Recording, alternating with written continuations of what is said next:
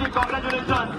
आज जमाना ऑनलाईनचा आहे आणि कभी नहीं, डू और डाई।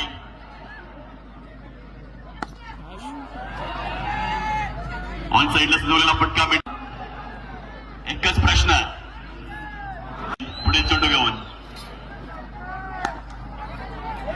कव्हरच्या दिशेने क्लासिकच्या बॅटमधून हा फटका रोटेशन मध्ये हलकासा चलबिचलपणा, परंतु सरते शेवटी पक्षी साहिलचा पुढील बॉल